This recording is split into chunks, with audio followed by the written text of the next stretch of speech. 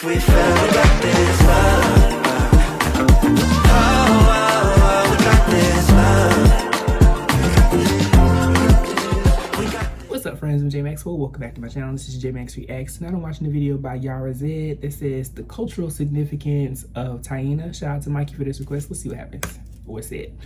Hi. This video has been brought to you by my inability to sleep at night and also NordVPN. Oh. I'm not gonna claim that Taina is the most innovative teen sitcom that I have ever seen or that has ever existed. I won't claim that it reinvented the wheel for humor. I think a lot of the jokes are still pretty funny. It may not have been a groundbreaking change of pace for a Nickelodeon original in terms of humor, but it was in fact a culturally significant TV show whose legacy has persevered in spite of its network and critics all but snuffing it out.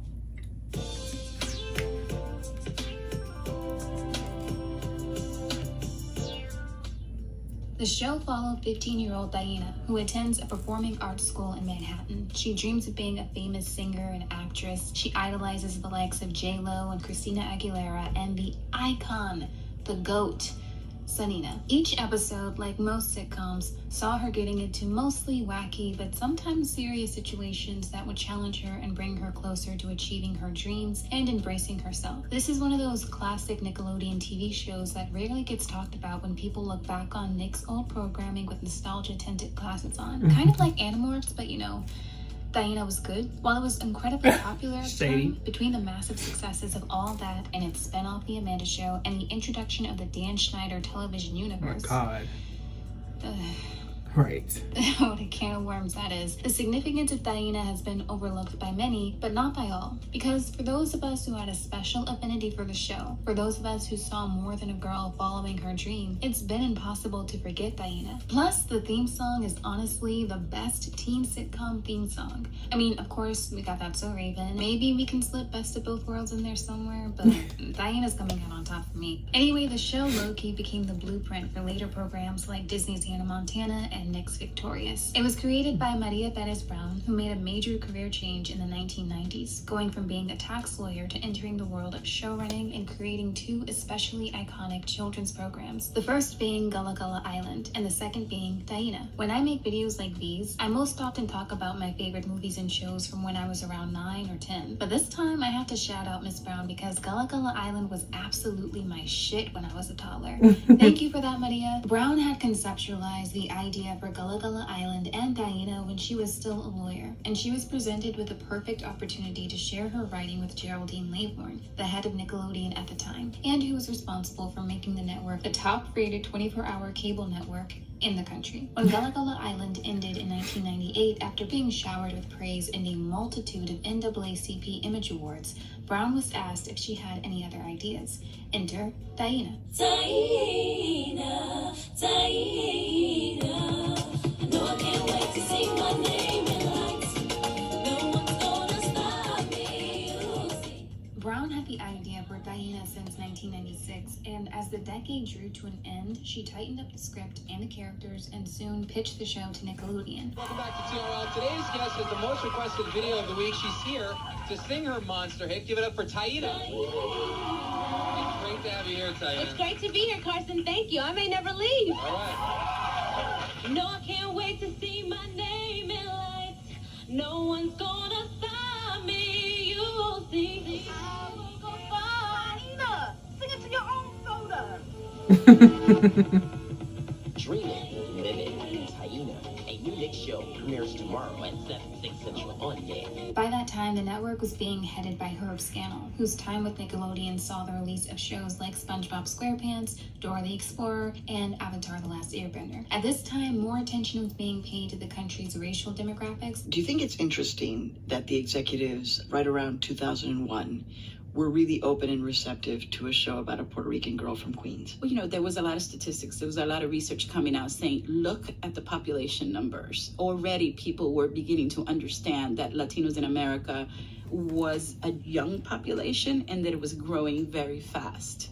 And so when you look at those trends, if you are a business entity, you have to cater to your audience. That's right. If you don't have product that your audience wants, they're gonna go find it somewhere else. In 1998, Nickelodeon began to plan shows with more Latino representation, and the result of this would be the release of 3 shows on their network.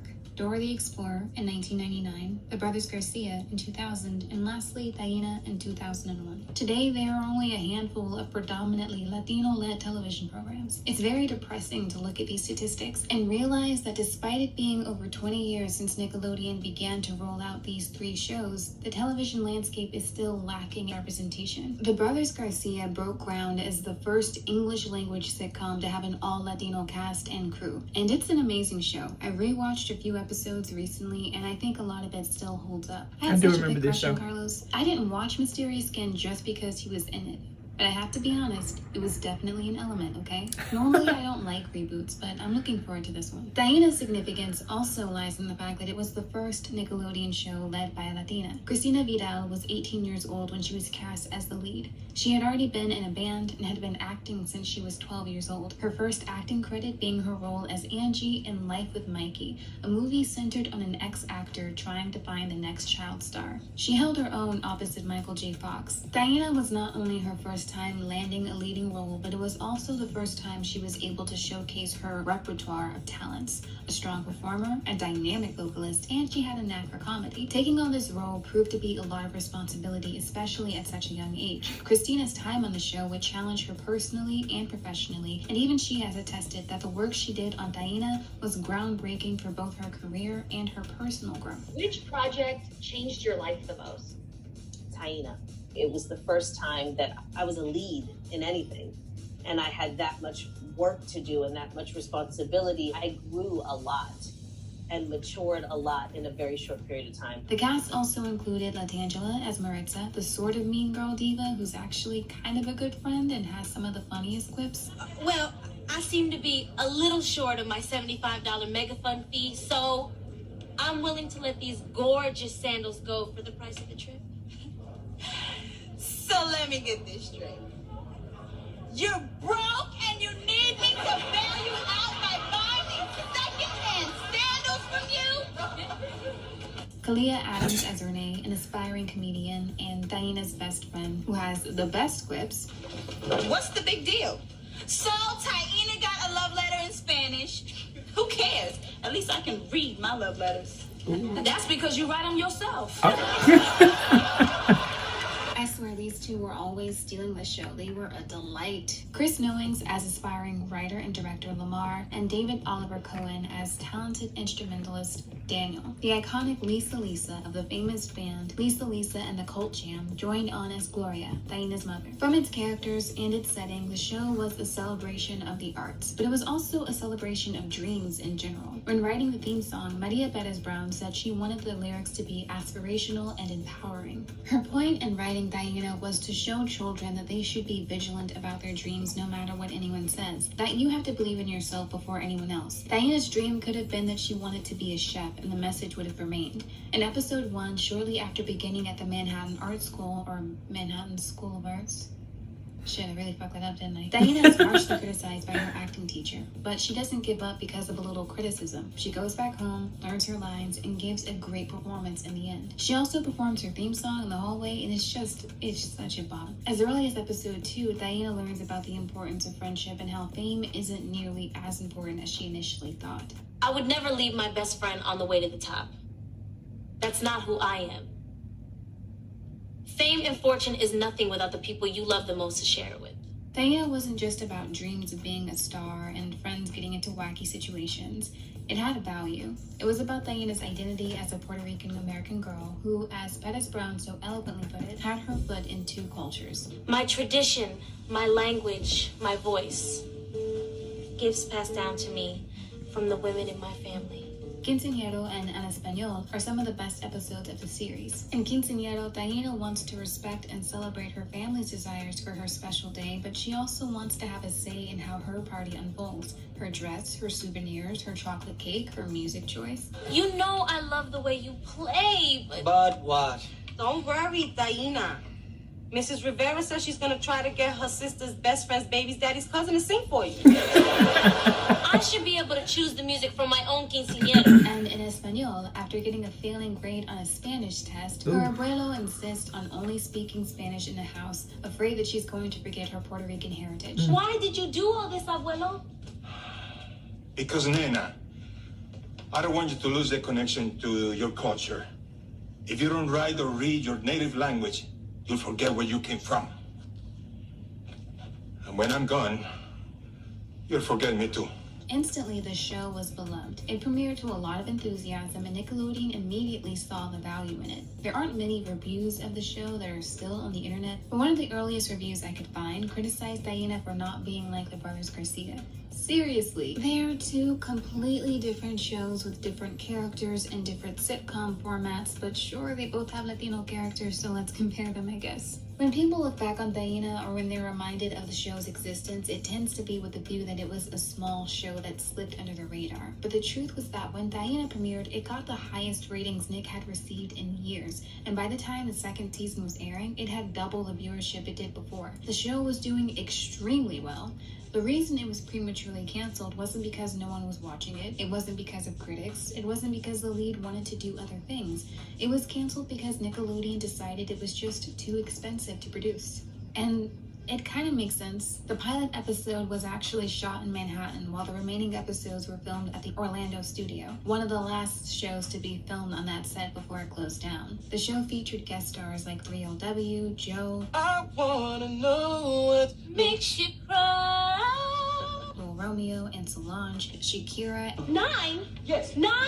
9? What's wrong? Do you turn into a pumpkin at 9 or what? and Kelly Rowland. And it regularly cut to these extravagant imaginations of Taina wherein she saw her name in lights and performed in front of thousands. So that meant new songs had to be composed for each episode, and a miniature music video had to be shot at different locations. Still, it kind of frustrates me that this is why the show was canceled. It still doesn't seem like a good excuse though, but you know, I'm not trying to start anything. I just wish they had found a way to trim the budget instead of canceling it altogether. By the time the cast and crew found out about the cancellation, the writers had already completed the third season and a TV movie. We'll never know what would have happened in these episodes. Whether Taina achieved her dreams, or whether Daniel would have finally admitted he had a little crush on Renee, it's all lost to the past. So why did Taina, despite being so culturally significant and despite being one of Nickelodeon's most popular programs, fade into obscurity the way that it did? Because Nick stopped airing it completely. And aside from CBC airing reruns for a brief period, no other network aired it, most likely because Nickelodeon never leased the rights to any other network.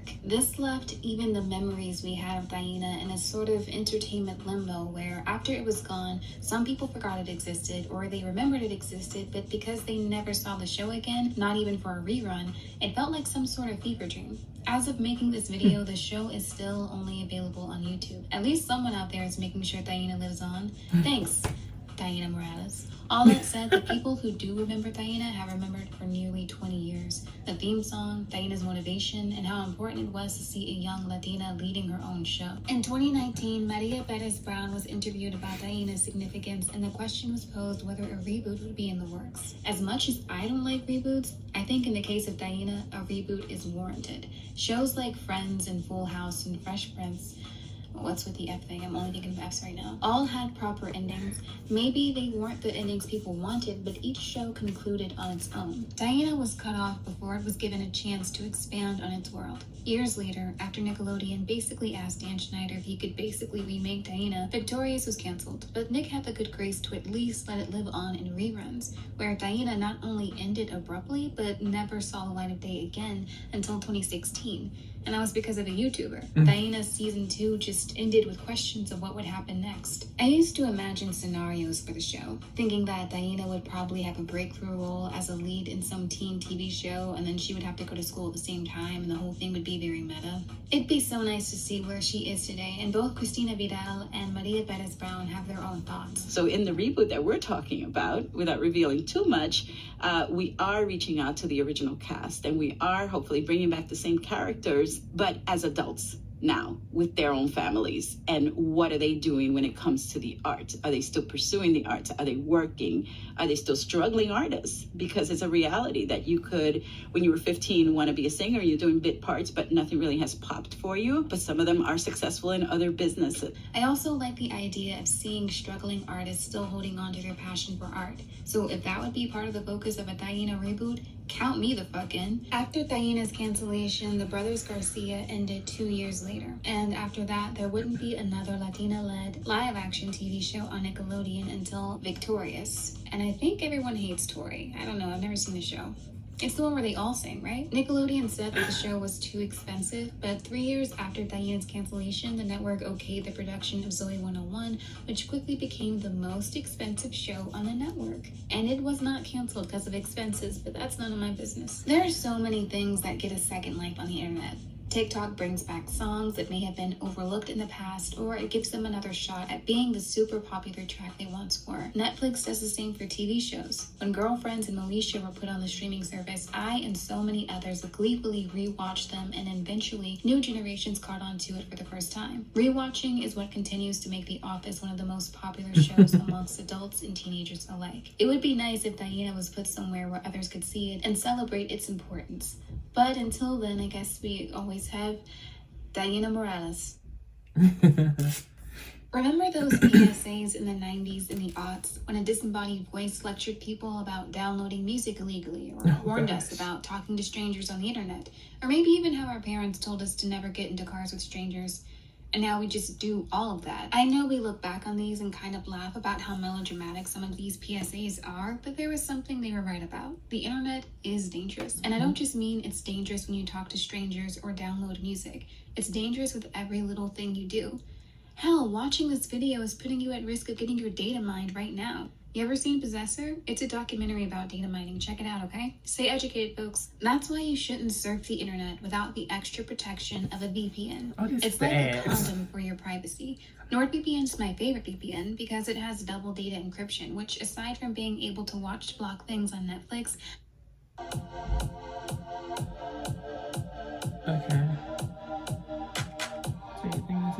Okay, so we just got ads. Okay, not ads, but credits. This was incredibly insightful for me because I did not watch Taina. I think, I know for sure I remember the Brothers Garcia, but I don't know what it was about Taina. It didn't appeal to me as a kid. I don't know. But I also think I was watching a lot of live action stuff at that point in time. Like, I vaguely remember Brothers Garcia, but like it wasn't something I sat and watched either. I think I was still watching cartoons. But this was, again, informational for me because, you know, it's a show that I do know existed. I've seen different references to it over the past decades and stuff like that. So I don't think it died out. I think, you know, the way she described it is accurate. It's just like an ingrained memory that we all kind of like forget at times, but then it comes back. But from what I can tell in this video, it had to have been a very fun show, a very impactful show. It is influential, I think, for the Latino community, or Latinx community, sorry. And that's incredible. I hate that there aren't more shows that are representing that, especially for a younger audience, because you have representation for everything else. So why not give, you know, representation to that culture and more cultures, because there's still, you know, different ethnicities and races and backgrounds that just don't get that look sometimes in television. But either way, this was a good one, Mikey. Shout out to you for this one. Let me know your thoughts on this below. Comment, like, subscribe. Until next time, peace.